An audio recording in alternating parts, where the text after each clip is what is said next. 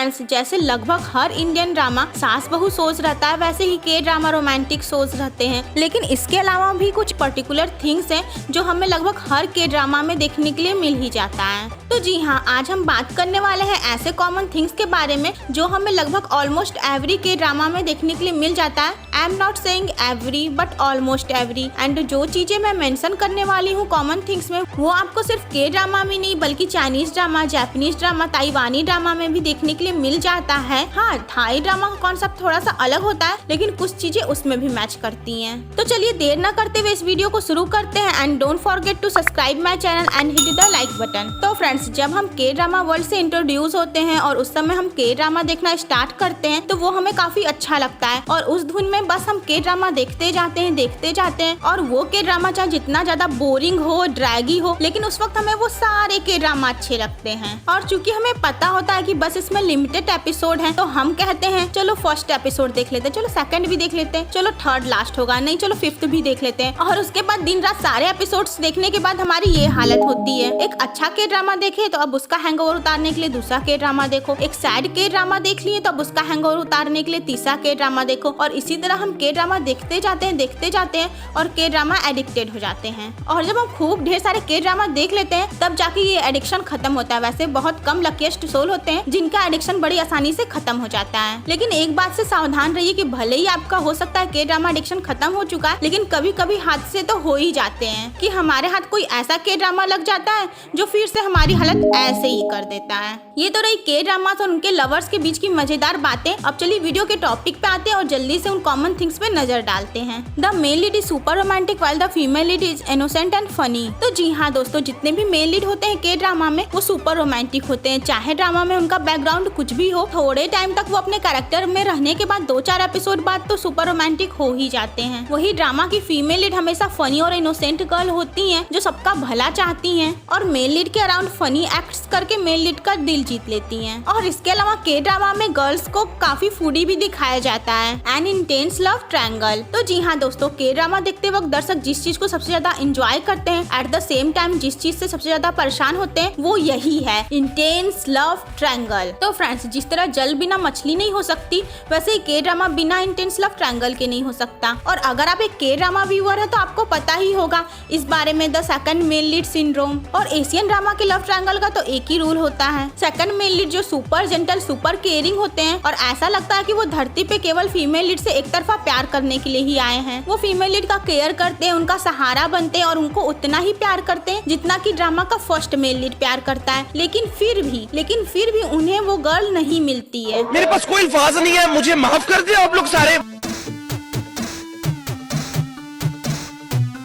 और ये love triangle जो ड्रामा में डाला जाता है वो तो किसी ड्रामा में मतलब जबरदस्ती ऐसा डाला जाता है जहाँ उसकी कोई जरूरत नहीं होती, लेकिन फिर भी सेकंड मेल लीड पे बहुत ज्यादा फोकस किया जाता है, इसलिए ताकि जब ड्रामा का एंड हो और फीमेल लीड मेल लीड से मिल जाए तो सेकंड मेल लीड के लिए दर्शकों के दिल में दर्द हो। यार कोई इन एशियन ड्रामा मेकर्स को जाकर समझाए कि हर ड्रामा में ऐसा देखने के बाद दिल में नहीं दिमाग में दर्द होने लगता है। मैं इस दुनिया से छुट्टी जाता हूँ। The accidental almost awkward surprising किस। तो जी हाँ दोस्तों, जो एशियन ड्रामा में सबसे ज्यादा वियर्ड और अलग टाइप की चीज होती है वो होती है इनकी किस, खासकर इनके एक्सीडेंटल किस।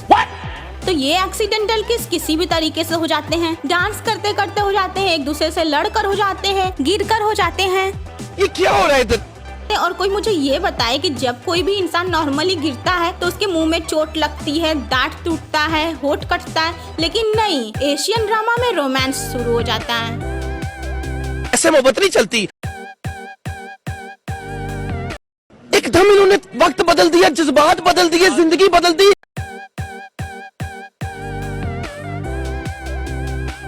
ओ भाई, मारो मुझे, मारो मुझे, मारो। नहीं, ये मजाक हो रहा है। एक सेकंड यार, मजाक हो रहा है। तो पहले के एशियन ड्रामा में ये एक्सीडेंटल किस काफी ज्यादा मात्रा में होते थे, लेकिन अब हाल फिलहाल के ड्रामा में ये काफी कम हो गए और इनकी जगह ले ली है ऑलमोस्ट ऑकवर्ड या सरप्राइजिंग किस ने, जिसमें मेन कैरेक्टर्स में से किसी एक को ये आइडिया नहीं होता कि क्या चल रहा है और फिर जब ये होता है तो उनकी आईज वाइड ओपन हो जाती है, या फिर ऐसा भी होता है कि ऐसा होते होते रह जाता है। इसके अलावा मैं चाइनीज ड्रामा के एक खास किस को मेंशन करना चाहूंगी, जो होता है किसी को कुछ खिलाने के लिए या फिर अगर कोई कुछ खाया है तो उसे मुँह से बाहर निकालने के लिए। The slow motion romantic music moments. जब ड्रामा में मेल लीड या फीमेल लीड फर्स्ट टाइम मिलते हैं, या फिर जब उन्हें प्यार का एहसास हो जाता है, या फिर जब प्यार का एहसास होने के बाद वो दोबारा मिलते हैं, तो ये स्लो मोशन रोमांटिक मोमेंट्स हमें के ड्रामा में देखने के लिए मिल जाता है।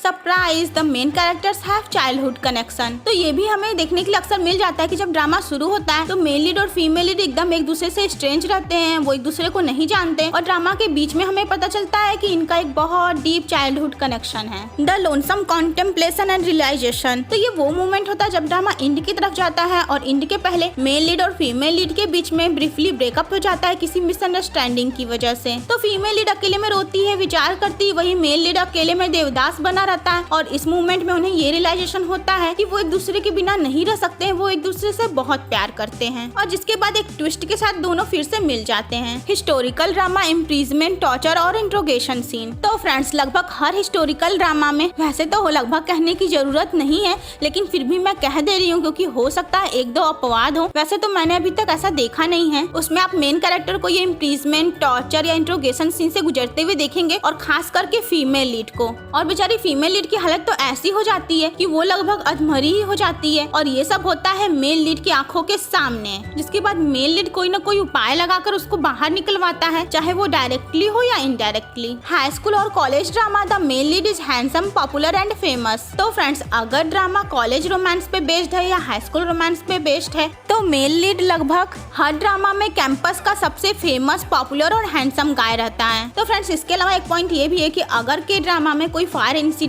दिखाया गया है और उस फायर इंसिडेंट पे फोकस किया गया है, तो ज्यादातर ड्रामा में यही दिखाया जाता है कि एक की फैमिली विक्टिम रहती है और दूसरे की फैमिली कहीं ना कहीं उसमें इन्वॉल्व रहती है या फिर उसके लिए जिम्मेदार रहती है। हाँ, अब ये बात अलग है कि आगे ये दिखाया जाता है कि वो एक्चुअली में उसके लिए जिम्मेदार नहीं है और उसके पीछे किसी और का हाथ है। तो फ्रेंड्स, चलिए अब नजर डालते हैं उन सीन्स पे जो हमें हर एशियन ड्रामा में देखने के लिए मिल जाते हैं। The piggy back ride. तो मेल लीड का फीमेल लीड को इस ढंग से कैरी करने का सीन तो हमें सारे ड्रामा में एक न एक एपिसोड में तो देखने के लिए मिल ही जाता है। बैक हक करना, रिस्ट ग्रैब करना या गर्ल को वॉल के अगेंस्ट पुश करना। इसके अलावा CPR सीन, ब्लशिंग सीन या फिर फीमेल लीड का मेक ओवर सीन भी हमें लगभग हर ड्रामा में देखने के लिए मिल ही जाता है।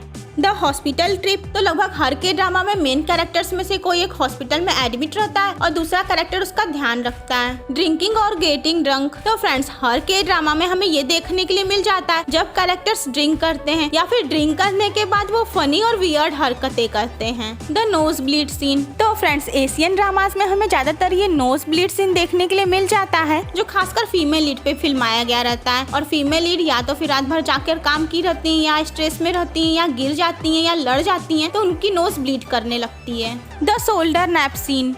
तो ये कंधे पे सर रख कर सोने वाला स्वीट सीन भी हमें बहुत सारे के ड्रामा में देखने के लिए मिल जाता है। Ramen scene. तो फ्रेंड्स, ड्रामा में कैरेक्टर्स को इतने प्यार से रामेन खाते हुए देखकर तो मेरा भी दिल मचलने लगता है रामेन खाने के लिए, एंड आई एम श्योर आपका भी मचलता ही होगा, just like how we feel watching a pani puri scene. And friends, खाने से याद आया कि ऐसा भी दिखाया जाता है कि जब दो लोग रेस्टोरेंट में मिलते हैं, उनके सामने खाना रखा होता है, बियर रखी होती है या फिर वाइन रखी होती है, और फिर उनमें से कोई एक या फिर दोनों बिना खाए पिए वहाँ से उठ के चले जाते हैं, और कभी कभी तो उन्हें इसके लिए पे करते हुए भी नहीं दिखाया जाता है कि उन्होंने पे किया, बस वो ऐसे ही उठ के चले जाते हैं। एंड फ्रेंड्स, आपको लगभग हर के ड्रामा में कैरेक्टर्स के पास सैमसंग का लेटेस्ट, मॉडेस्ट और एक्सपेंसिव सेलफोन सेट देखने के लिए मिल जाएगा, चाहे वो गरीब हो या अमीर। Staring at sleeping drunk unconscious love interest. तो फ्रेंड्स, ये सीन भी हमें लगभग हर के ड्रामा में देखने के लिए मिल जाता है जब मेन कैरेक्टर्स में से कोई एक सो रहा होता है या बेहोश हो गया रहता है और दूसरा कैरेक्टर उसे निहारता है। Some special movements under the cherry blossom tree. तो जी हाँ फ्रेंड्स, चेरी ब्लॉसम ट्री के नीचे हमें हीरो हीरोइन का कोई न कोई स्पेशल मूवमेंट तो देखने के लिए मिल ही जाता है,